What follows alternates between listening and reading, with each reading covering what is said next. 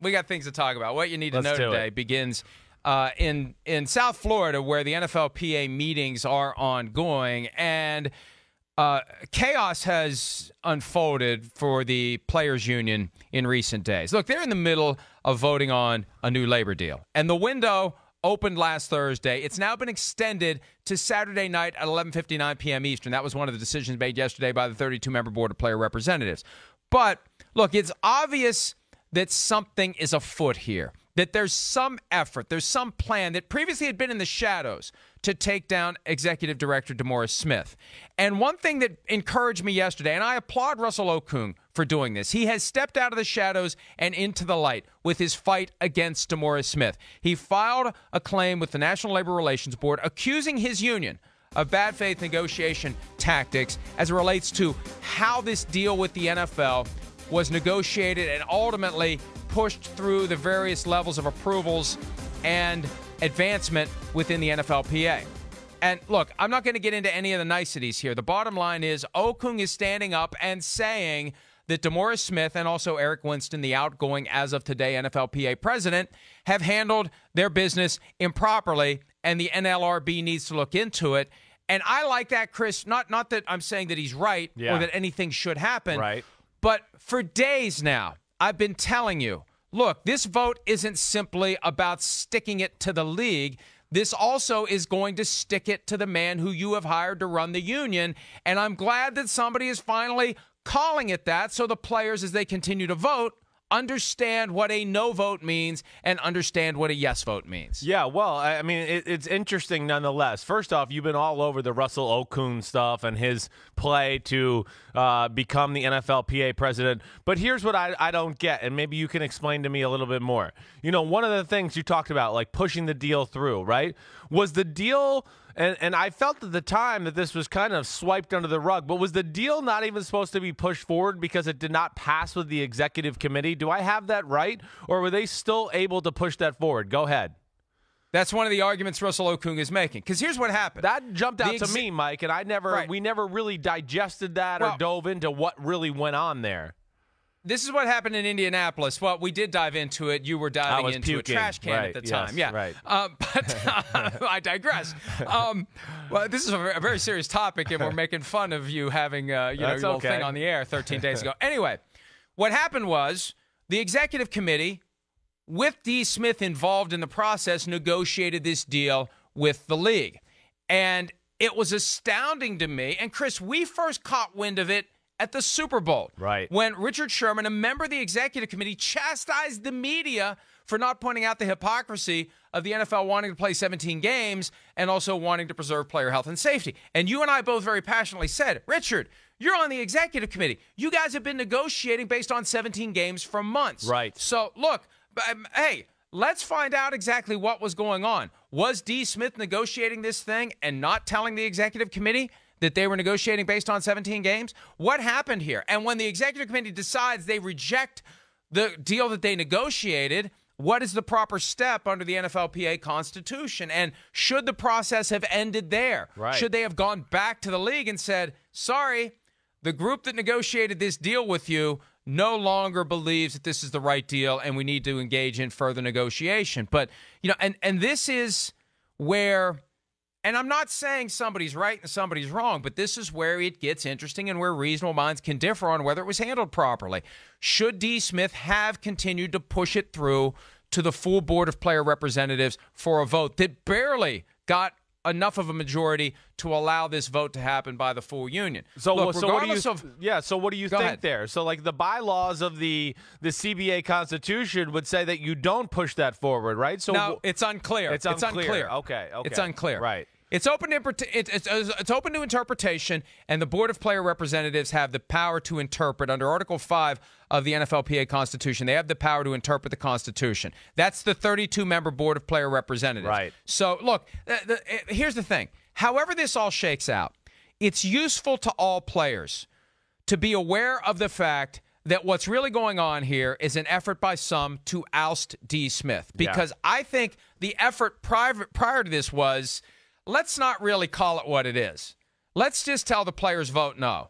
And let's tell the players vote no, because voting no is giving the middle finger to the billionaires who are trying to run our lives. Not voting no means we're saying we have no confidence in the man who's been the executive director of the union for the last 11 years, and now he's got to go. See, that's the next logical step if they vote no. Yes. If this CBA doesn't pass, it's time to get somebody else to run the union, because the guy who's running the union negotiated a deal that the players have rejected.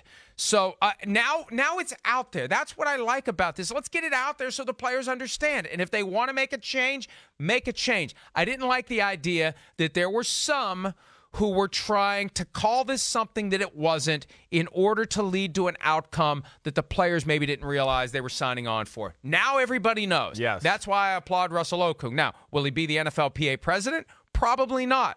And he may have gone forward with this, Chris, once it dawned on him, I'm not going to get 17 votes from the 32-member Board of Player Representatives because they know I hate the deal, and 17 of them voted for the deal. Yes, so right. how will 17 ever vote for me? So this may have been his fallback plan that he intended to do all along, but either way, I'm encouraged by the fact that we now know what's going on, and we can now hash it out, and we can now figure out. And the union, it's not our business, it's for the union to figure out whether or not they want this CBA and whether or not they want to continue to be led by D. Smith. Okay, so how much longer does this go now with the NLRB, or did I say that right? I think I did. You did. How does that go now with making this filing to them? How long will it be till we hear that maybe there was or wasn't malpractices involved in this, and DeMaurice Smith, pushing this forward without the proper consent of the players? How long will this take now? Well, look, the NLRB does not move quickly on anything. They've got plenty of work to do, and they're not going to stop everything they're doing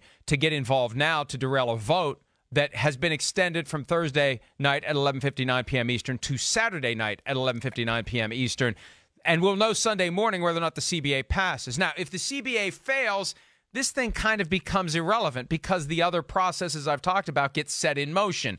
D. Smith quite possibly will be out. New executive director, new president voted on today, new leadership for the union. But if the vote passes and the CBA goes forward, then you're going to have this weird reality where you've got a CBA in place between the league and the union, but you're going to have this ongoing fight either in front of the National Labor Relations Board, or I suspect at some point some sort of a lawsuit's going to be filed, right? Russell Okung is working with a lawyer here. Why wouldn't he be, to put these paperworks together and get this thing moving?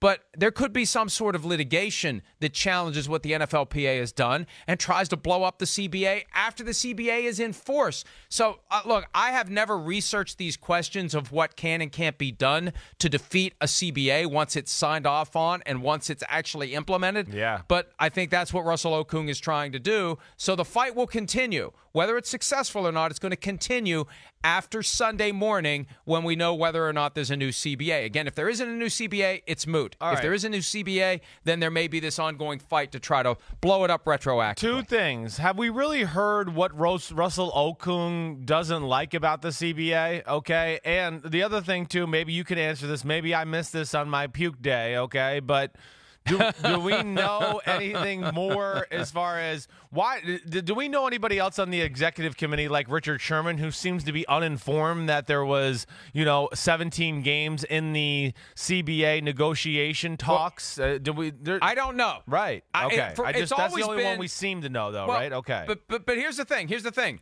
6-5 was the vote of the 11-person executive committee against the CBA 2 weeks ago. So there are 6 of the 11 who are against this now. What do they say about when they were told it's 17 games and what leverage, what negotiation happened, what was done? Look, there's a story to be told by each member of the executive committee as to exactly what happened. And I can understand that I feel like D. Smith is trying to stay above the fray in all of this. Yeah. There's a certain point where the fray is on your front porch and you have to engage. I said last hour on radio, if you're in a bar and a couple of guys are fighting and you're a spectator on the other side of the bar and you don't want to get involved in it, that's fine. They roll in your direction. There's a point where you got no choice. Yeah, right. You've got to jump into it. And I feel like D. Smith, the time has come for him to jump into this because now look, I don't know. Maybe at this point it's too late to do anything. The vote is either going to be yes or no. And if the vote's no, then the dominoes fall in one very specific way, and I think they're finding a new executive director. And if the vote's yes, he's still going to have to, I think, fend off some of these guys who are going to be coming at him. But it's a lot easier if a majority of the union has said we want this new CBA and we're moving forward with it. Well, yes, and the other thing I'll just say, just as a guy who I didn't sit here and read the new contract or anything like that. I've read little excerpts here and there, but just more or less listening to the players. This is what that I'll just say that stands out to me more than anything. The naysayers, the people who want to say no, don't vote no. I just haven't had a lot of good reasons on why to vote no. That would be, I've heard a little rush, a rush. We haven't gotten enough. We have not gotten enough. Two things. Right. Here's two things. No 17 games. That should have been a non-starter. That shouldn't have been a point of negotiation. We should have always been negotiating on a 16-game season. We should have stood firm on no 17 games. The problem is the owners were just as firm, if not firmer, and it would have gone all the way into a potential lockout next year if the players had said we're not going to negotiate based on 17 games. But the Aaron Rodgers argument is we're not getting enough. There's other stuff we can get that doesn't cost them anything, like reducing the offseason program, and Rodgers would like it to be reduced to nothing. Yeah. So that's really, I think, the more common argument. We haven't gotten enough for agreeing to play 17 games. And that's why I've been saying for the last week, Chris, that the guy who runs the union has exercised his judgment that it is enough, that you're maximizing the size of the slice of the pie you're getting, and by doing the deals now, you're maximizing the size of the total pie because the TV deals are going to follow the new CBA. Sure. And you either accept his judgment or you don't. And if you don't, then get a new executive director. That's why I'm so glad that this effort by Russell Okung is pushing into the light what's really going on here. The guys who are saying no to the CBA are, as a practical matter, saying no to D. Smith, and the players, as they cast their ballots, need to understand that. And if they want to do that, do it. Pull the pin on that grenade. Last thing. But you need to understand that that's what you're doing. Why did we move it back 2 days? I don't know if I read anything on the website or anywhere else of why it was put back 2 days. And again, I'm not in the weeds on this subject, and I know you certainly are. But do we know why the vote got pushed back 48 hours? I don't know whether it's a case where not enough guys have voted. So we don't know. I don't know whether it got. Right. No, you know what? You know what it may be? Here's my guess. Here's my guess. Right. Because yesterday the NFLPA put out a sheet that compares details of the last CBA to the new CBA. And I guess the thought is they're just getting this now. Let's give them more time to vote because they can now digest this instead of reading the 456-page document. The problem is some guys want to change their votes now, and the Board of Player Representatives voted yesterday not to let them do it, although I would like to think it's fairly easy to do because it was all electronic. It's not like busting open the ballot box and say, hey, this is my X on this sheet of paper. I'm going to change it from no to yes. So I think that you look, there's a haphazard quality to this that D. Smith's going to have to answer for at some point as well, and maybe he's going to answer for it at the ballot box. Maybe this no vote, if it happens to be no, is going to end up being a referendum on him, and they go back to the bargaining table with a new executive director. Whether that's good or bad for the union remains to be seen. Hi, I'm Mike Tirico, and thanks for watching. Make sure to hit subscribe for the latest news and highlights from NBC Sports.